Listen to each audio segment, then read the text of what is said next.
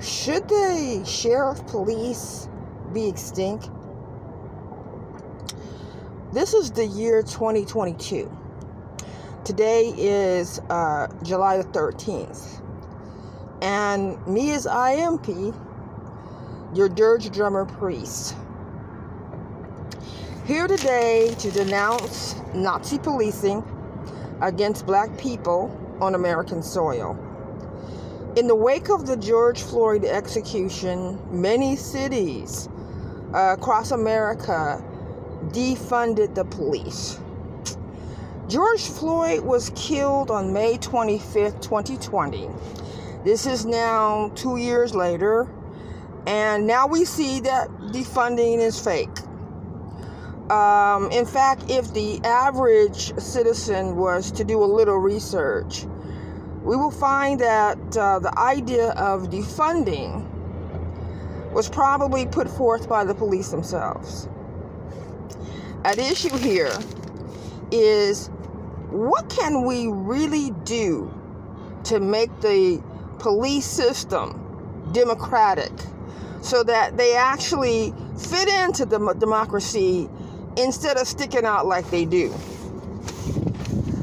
Our goal as black people must be to put an end to black slave rule. Put an end to the institution of slavery. We are now dealing with Nazi policing.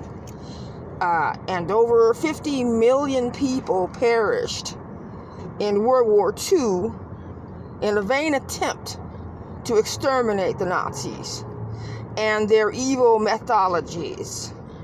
But here, black people are today facing the exact same evil Nazi cops that our ancestors were supposed to have gotten rid of. It's like a roach infestation. They're back again. Defunding the Nazi police is not going to help Taisha Miller, Breonna Taylor, Botham Shinjan, or Okasa Johnson, because all these so-called social programs included in the Los Angeles Sheriff Department $11 billion budget are administered by the same Nazi police who have publicly come out admitting that they don't like black people, like Alex Villanueva did. And by the way, we don't like you either. We have to find a solution that is going to specifically address racial profiling.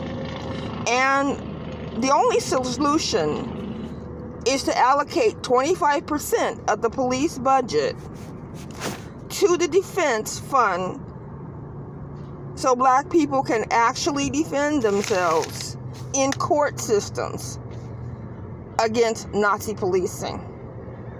Because they can be sued, by the way. I don't know who has told you a lie that said they cannot be sued. They can be sued. Black people do not have access to the legal system at all. Since 1865 to now, there are no pro bono attorneys. That's also a damn lie.